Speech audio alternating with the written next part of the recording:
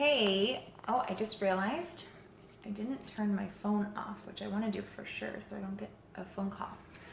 Okay, day 4 already. Holy crap. I cannot believe how fast this week went.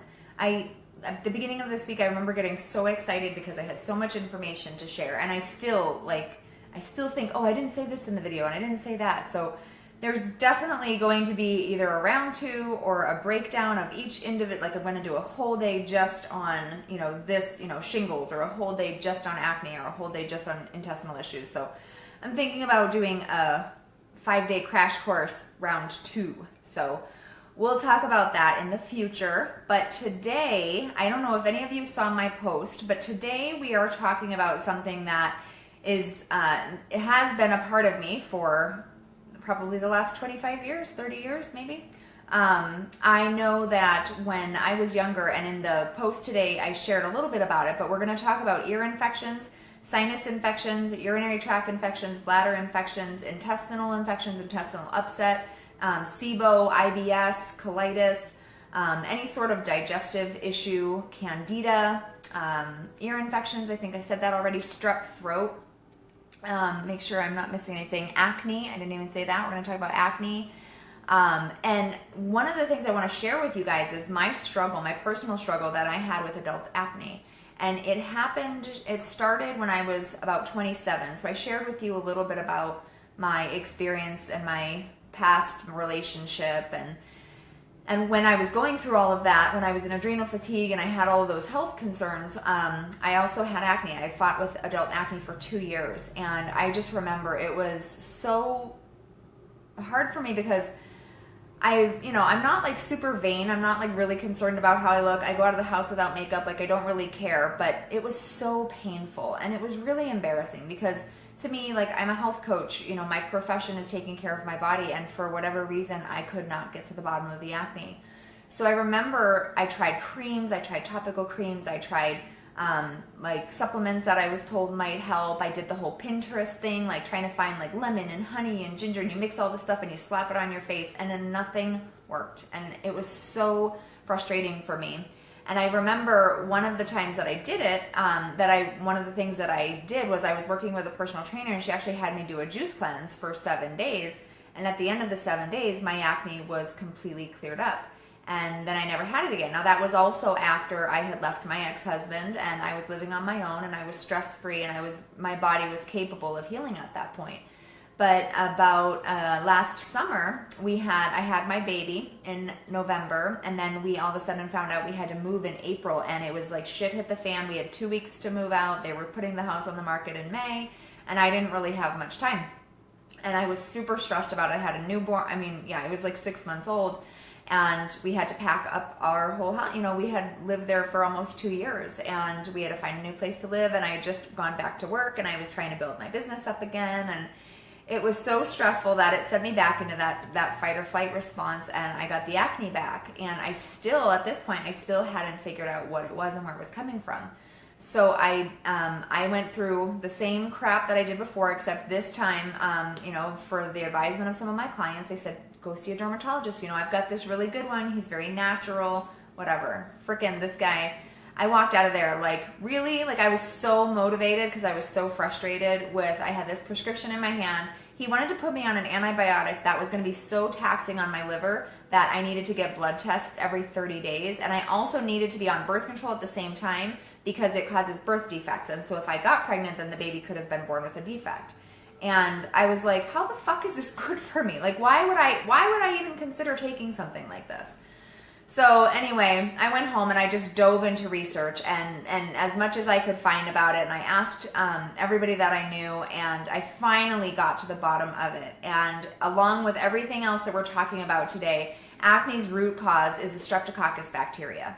Now, a lot of you guys may know it as strep throat because that's really the only thing that we hear it, in like layman's terms. Like we know strep throat, and most of us have had it before.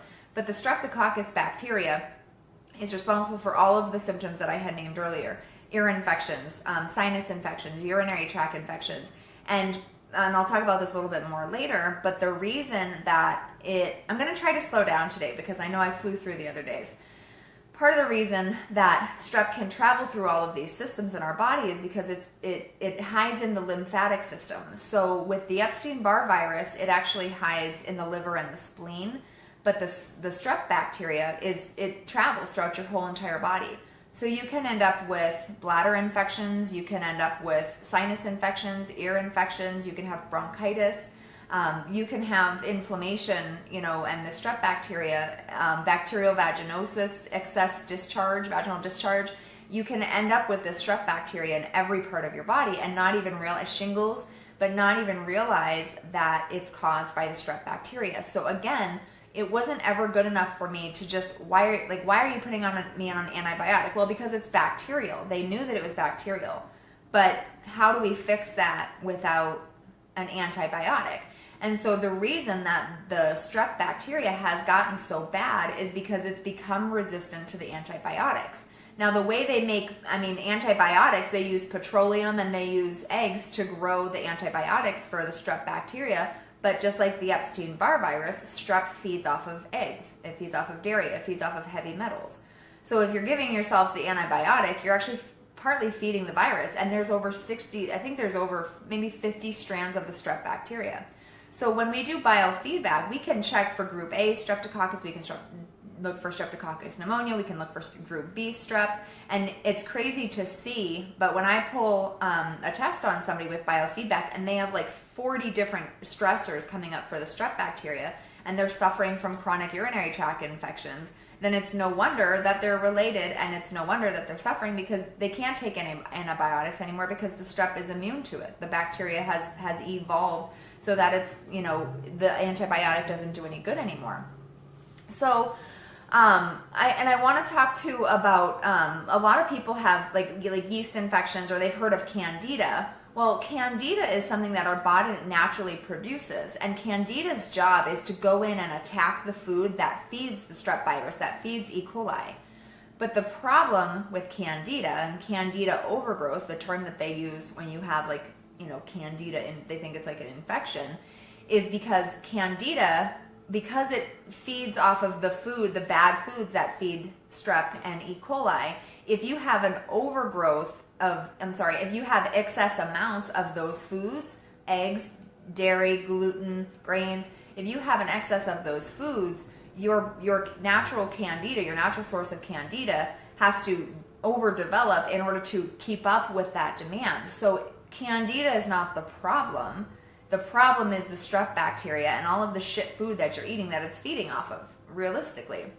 So one of the things I just wanted to show you guys real quick, because I was talking about the antibiotics, is this is like my go-to for, I don't know if you guys can see it, this is my go-to for antibiotics. So like if I ever were to need an antibiotic, I would use this Mega Immune Oil. Now I use a company called Purify. It's actually it was originally a skin therapy line, but they're not a multi-level marketing company. I work directly with the owner. She started this skin therapy line and everybody loved the oils that she was using, and so she actually had sourced out, she probably has over 300 different oils that are all USDA certified organic. And for me, when you're ingesting oils, they really should be organic.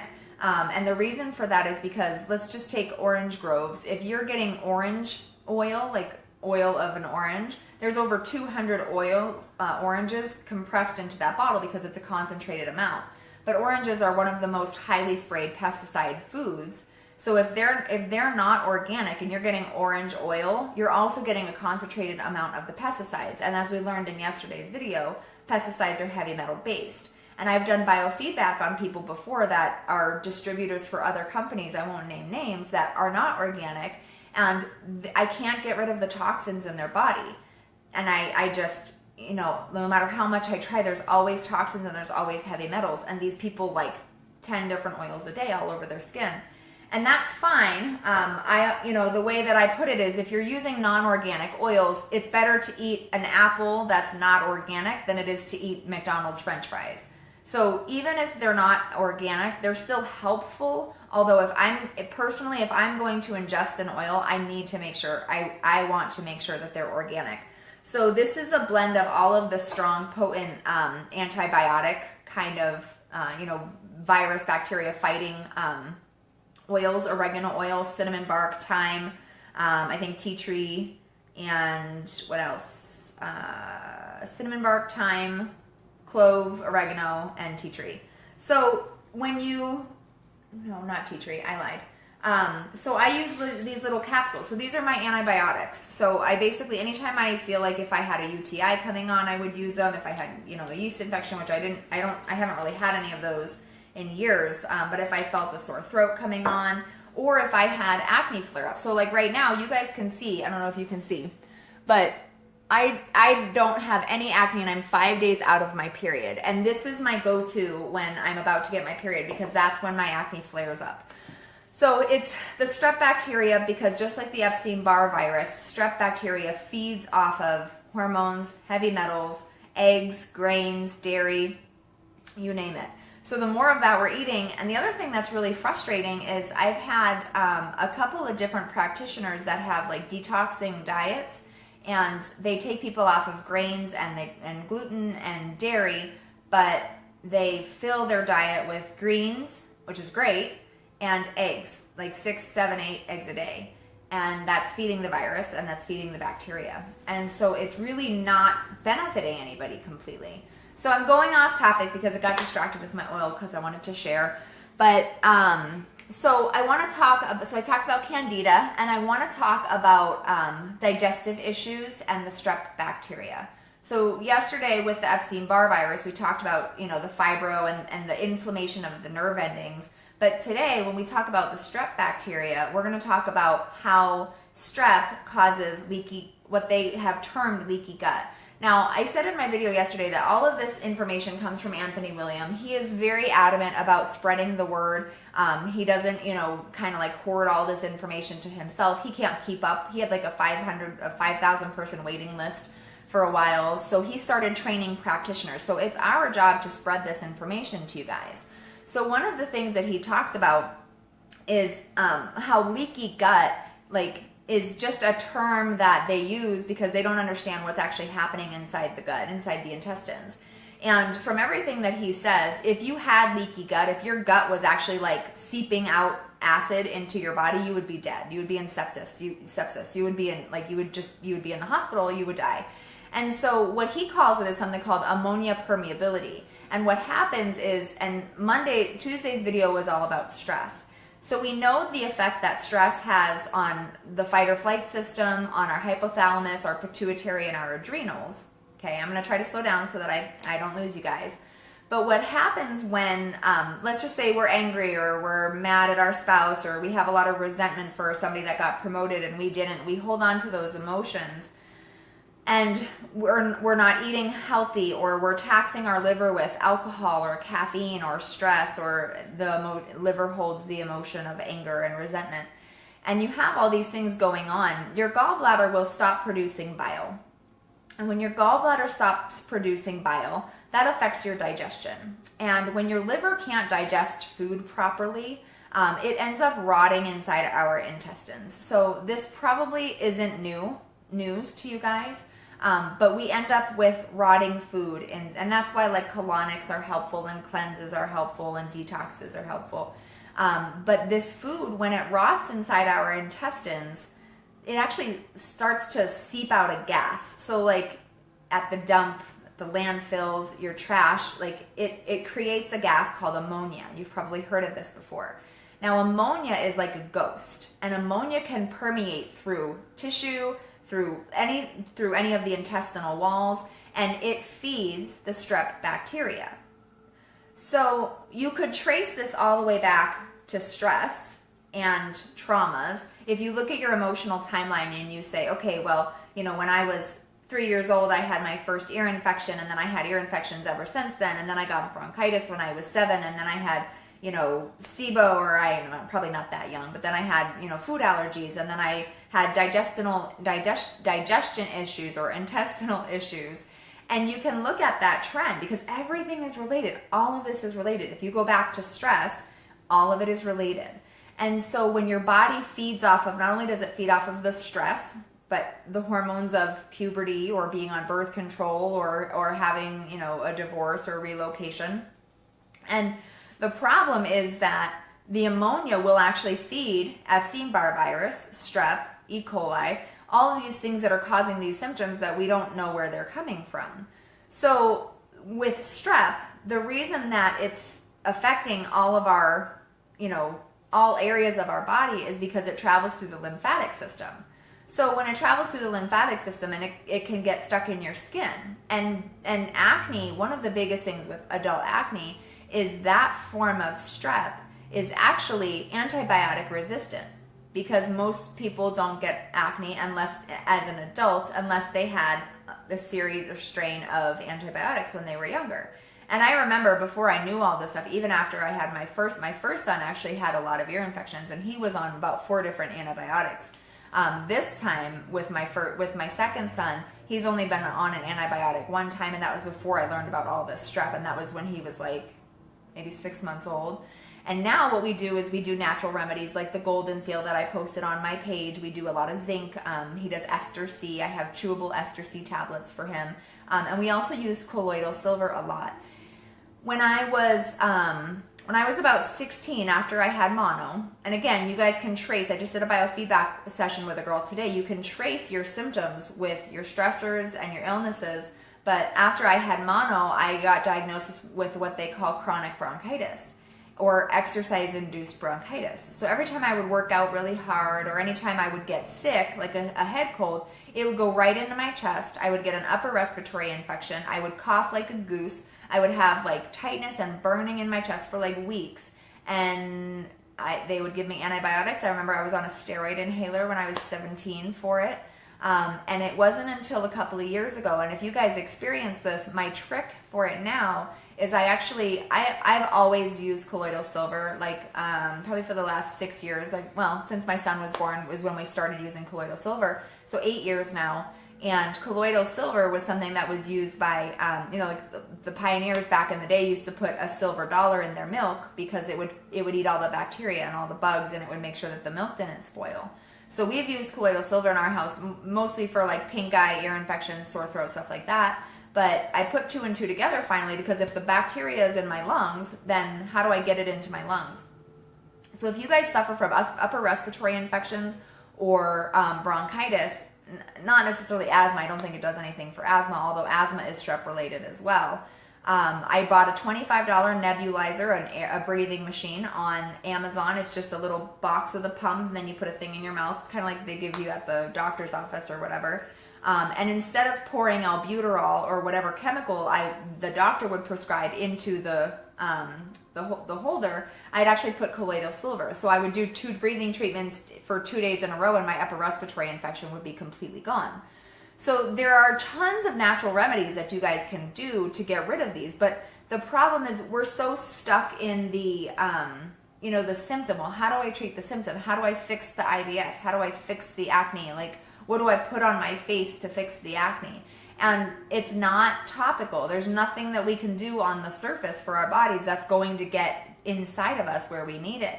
And it all comes back to your food, your digestion, if you're digesting your food properly, if you're getting constipated and you're not eliminating your toxins, if your liver is sluggish, none of these systems in your bodies can work.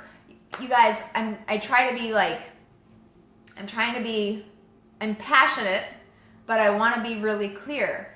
Until you start making some serious changes about managing your stress, about the foods that you eat, about, if you're drinking alcohol, if you smoke cigarettes, if you're drinking caffeine, all of these symptoms that you guys are experiencing are a result of what you're putting in your mouth.